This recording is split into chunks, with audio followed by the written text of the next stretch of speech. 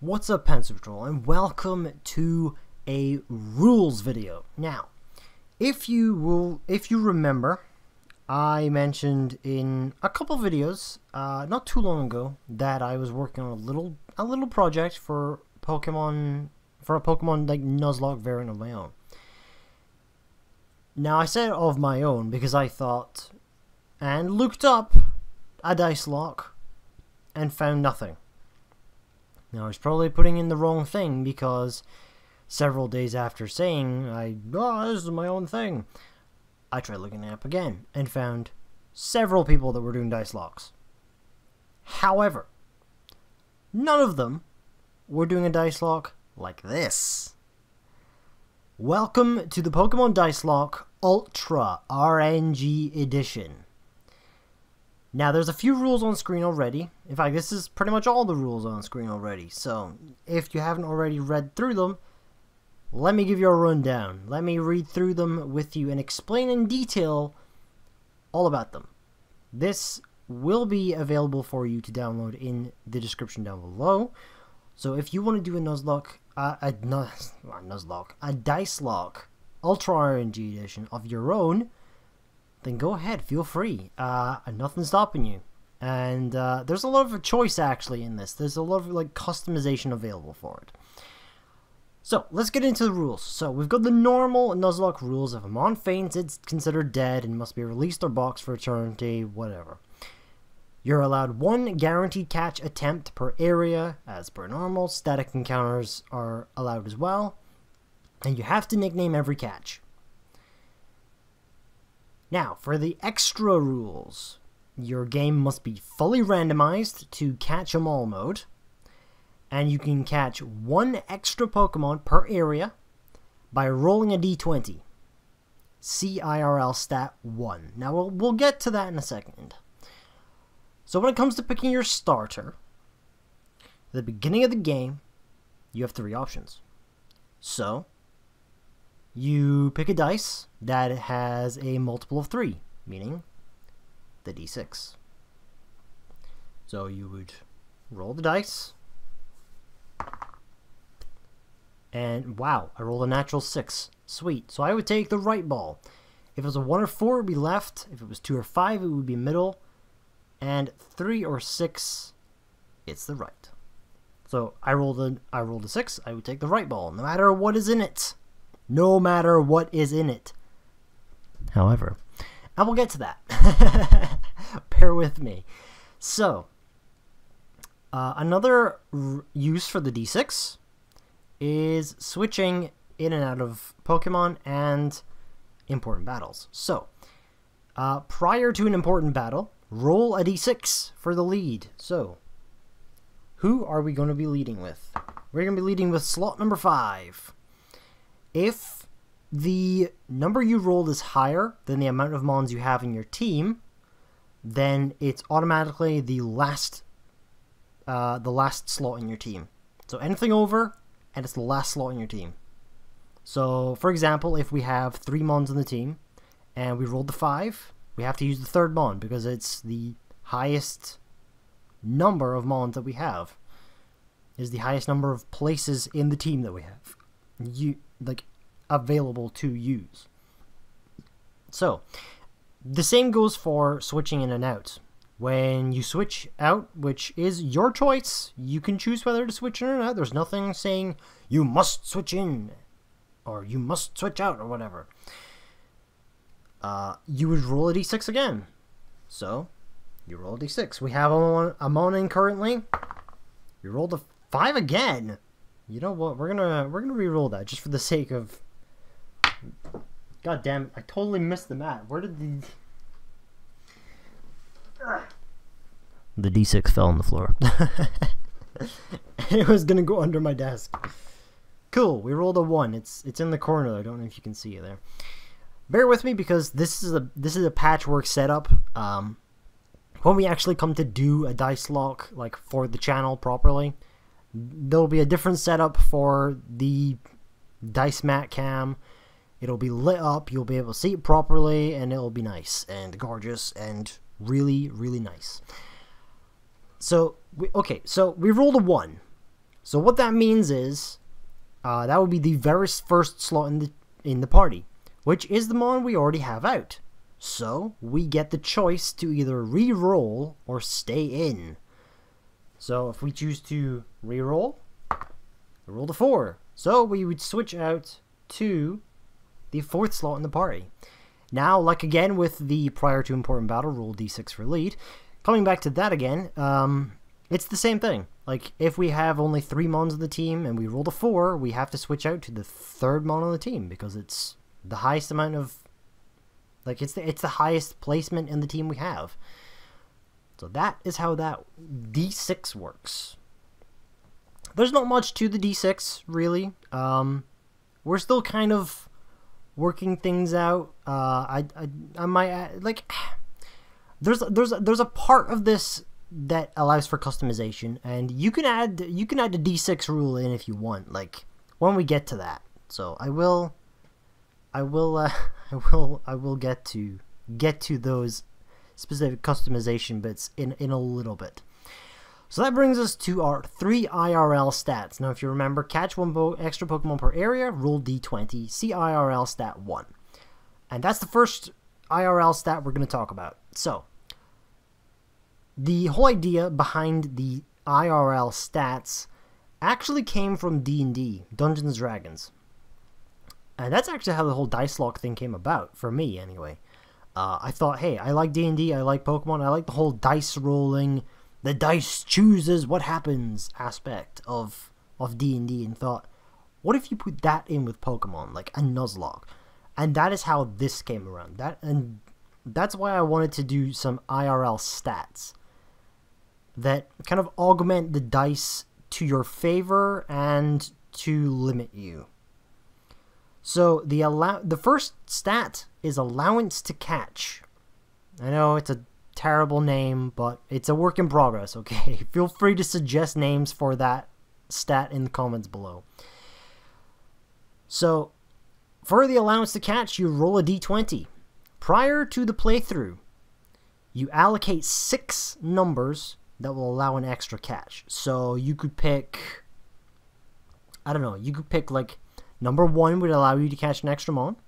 So would number 7, so would 18, so would 19, so would number 10, and so on. So you would get 6 numbers to pick from, and those would be your starting allowances. The second stat is grinding. For grinding, you would roll a d8. You can roll this at any point. The only thing it benefits you for this stat is how many levels you're allowed off screen. That's literally how it is. So we roll the 7, we can get 7 levels on each Pokemon off screen. That's literally how it works. Just so simple, so simple as that. The third stat is one I actually implemented about 10 minutes ago. It's luck. Now, how it took me so long to think, you know what, there should be a luck stat. It should be one of the most basic things added to any sort of RNG, especially when you're giving like rules and stats to it. Like, luck should be a staple thing. So luck has a base stat of level 1 at the very beginning of the playthrough. And what this does is, with each level, you can give a plus or a minus the level to any D4 or D12 or D6 roll. So you cannot give it to a D20, you cannot give it to a D8. But you can to a D4, 12, and 6. So we haven't actually come to anything about the D4, 12, or 6 yet, but we will. Well, the 6 we have, but the 4 and 12 we haven't. But we'll get to those. Don't worry, there's more to this document than just this. Another thing about the IRL stats that you can probably tell by looking at it is I have in brackets next to 3 IRL stats. After each gym and rival battle, gain a point to spend. This is the idea for this was for like leveling up. Like The IRL stats are for the trainer, the player. So after each gym and each rival battle, the player levels up, and you get a point to spend into any of your stats. So with allowance to catch, it's in the brackets as well. Each point spent on this stat allows the allocation of one more number. So at the beginning of the playthrough, you've already allocated all 6 of your numbers before playing. You beat the rival battle at the beginning and spend point on allowance to catch. You can then assign a 7th number, and then an 8th after the gym, and then a 9th after the rival battle after that, and so on and so forth. Or you can put it into grinding. With each point spent here gives +1 to roll. So if you roll an 8 and you've put a point into grinding, you can level up 9 levels. If you roll a 6 on a D8, you can level up 7 levels. It's that easy. And with luck, that's where the base stat level comes in. So you start with a level 1, meaning you start with a point already in luck, and you can put more points into it to increase the kind of limit as to how many you can spend on the plus or minus. So, for example, if you have like 3 points in luck and you roll a d6 and it comes up, I don't know. No, let's not use the d6 as an example.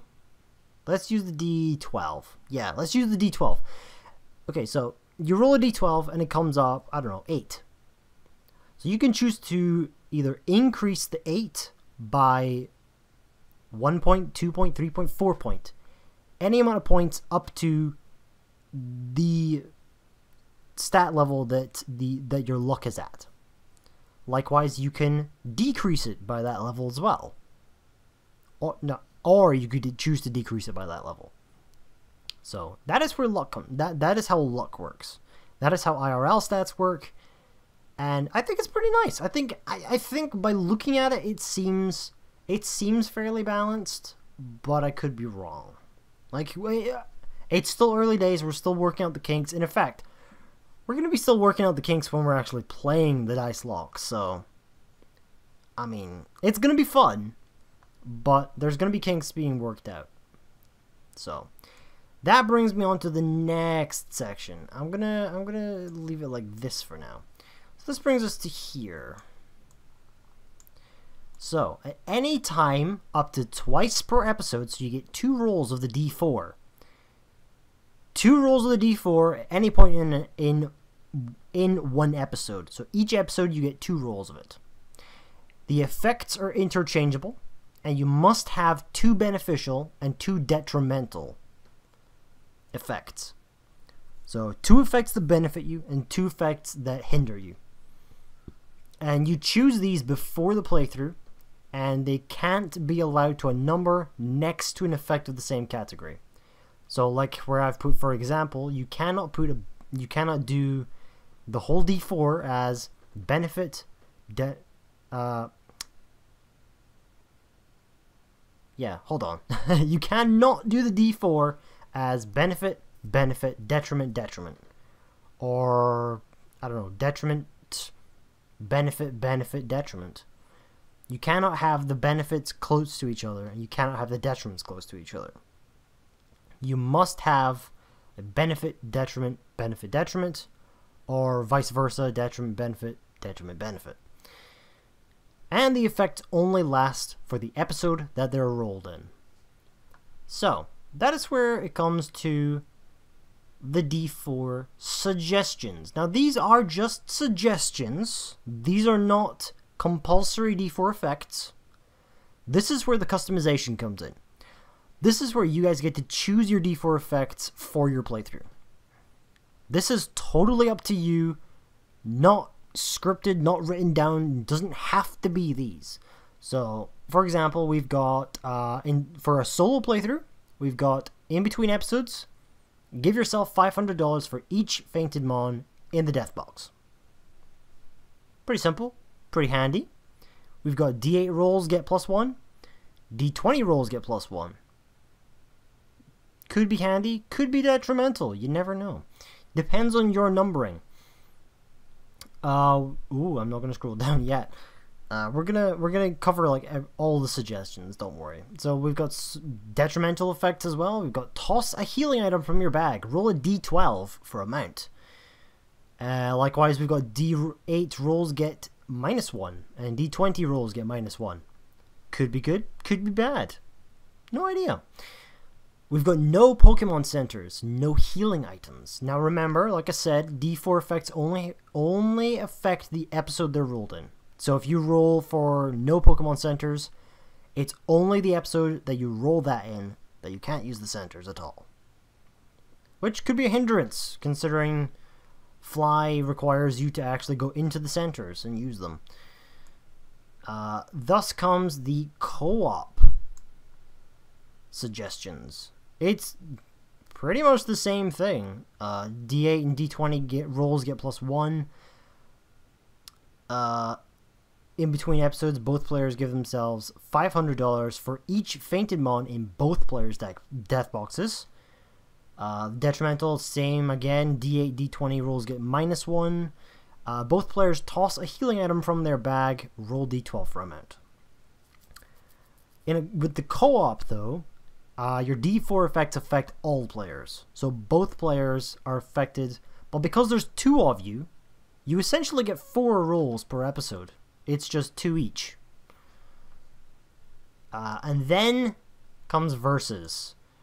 Versus, I think, is where the more, like, a lot more fun is, like, gonna be prominent. Because, like I've suggested here, for a Versus beneficial D4, you get 20 seconds of speed up. That's a big lead against your opponent, or a big catch-up potential against them. Pick a Pokemon on the opponent's team. They can't use it for the episode. Pick a healing item from your opponent's bag and toss it. D12 for a mount. Or there's detrimental effects. Opponent picks a healing item from your bag to toss. D12 for a mount. Opponent gets 20 seconds of speed up. Opponent picks a Pokemon from your team, and you can't use it for the episode. So these are just suggestions. They're not, like I said, they're not written down. They're not set in stone. You don't have to abide by these suggestions. The only things that are set in stone, besides the obvious normal Nuzlocke rules, is this. Just these. This is the only rules that are set in stone. Well, I mean, they don't have to be set, like, these don't have to be set in stone. Like, so you could add on more IRL stats if you really wanted to, or if you really wanted to, like, change anything up. But you know what? They're not set in stone. This is the way I would be doing it personally. And yeah, you could change it up however you want. You know what? We'll say that. It's fine. It's open to you guys. If you guys want to add to it, if you want to take things away, if you want to change things, that's cool. And I'll be actually very interested to see what you guys do with it. So yeah, like I said, the document will be in the description for download for you guys to check out. I'm gonna have a reread through and change any imperfections in grammar or whatever, so that it's a little more tidier and a little more clear. Because I don't feel like this document is clear enough, like, to read over first thing without the explanation. So thank you so much for watching. If you're looking forward to a Dicelocke on the channel or on the stream on Twitch, then please leave a like down below, leave a subscription even if you're interested, and I will see y'all in the next video.